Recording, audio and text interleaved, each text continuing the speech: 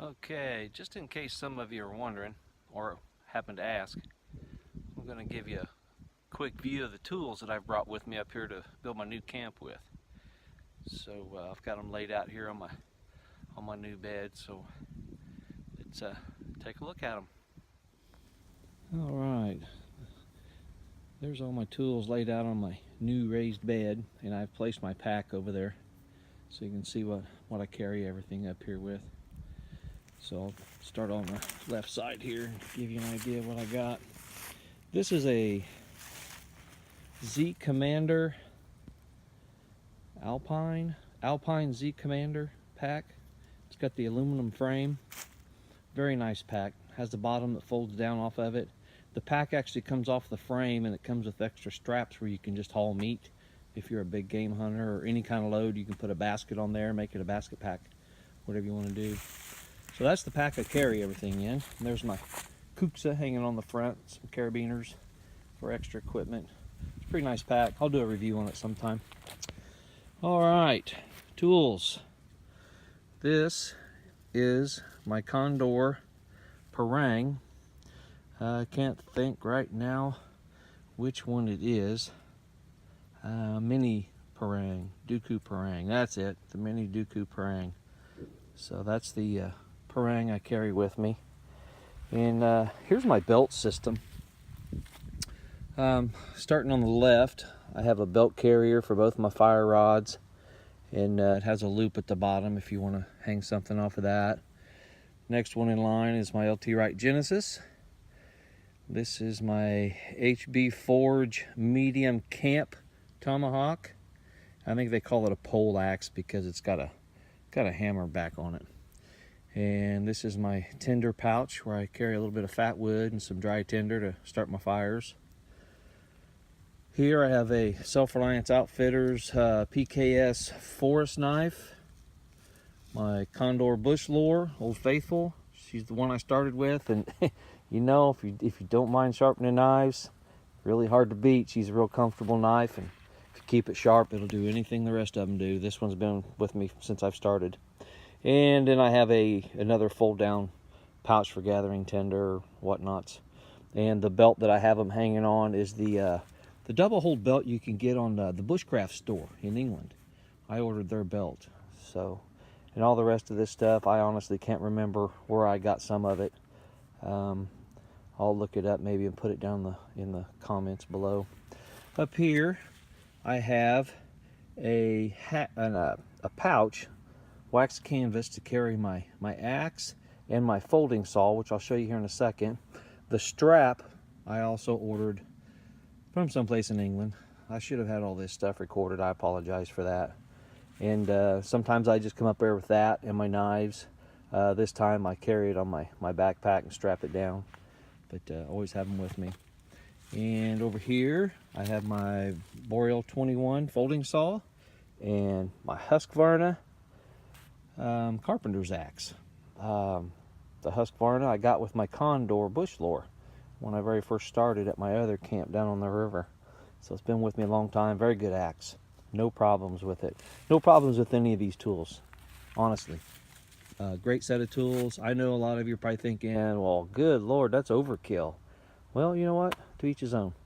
I don't like to need something and not have it, so all this gear is either on my waist or in my pack, and it comes with me every trip.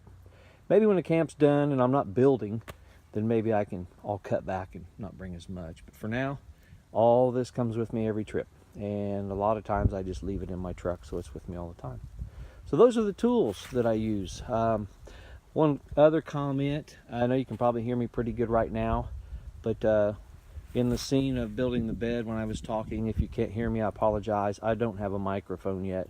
I'm still using my cell phone to record, so I'll try to speak up a little louder when I'm further away from the camera. But these are the tools I use. If anybody had any questions or was just wondering, if you have any other questions, please put them in the comments, and I'll get back to you and let you know.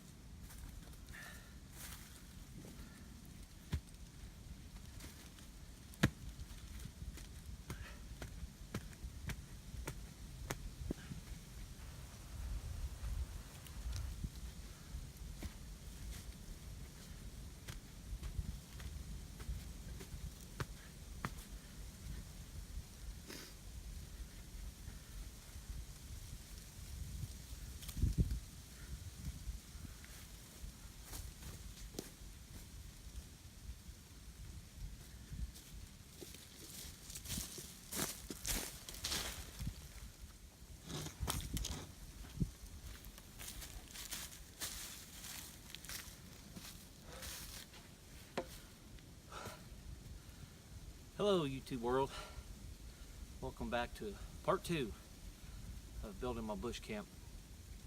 I finished in part 1. I just finished my raised beds and had the back walls to do, and the part goes over your head, the lean-to part, and I'll put up some corner posts that I wanted to show you today. I don't really have the equipment to show you while I'm working. I'd like to. I'll try to get what I can in. But anyway, I'm going to take you around the camp and show you what I've got up to now. So bear with me and we'll get going.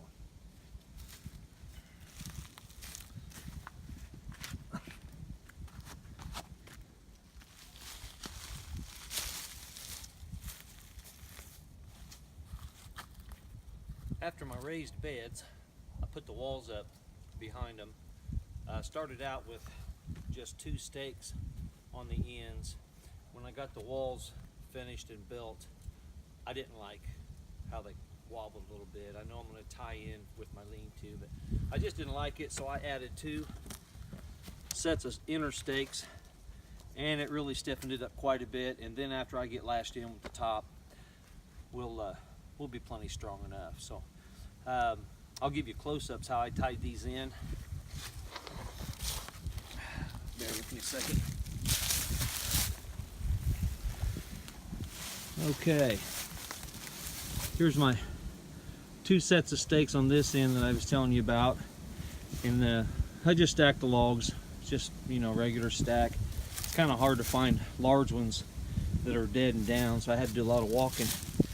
As you can see, I just did a figure 8 around each one of these on all 4 sets and tied them in real tight, and that holds this one down and also stops the wobbling back and forth because you're squeezed in on it.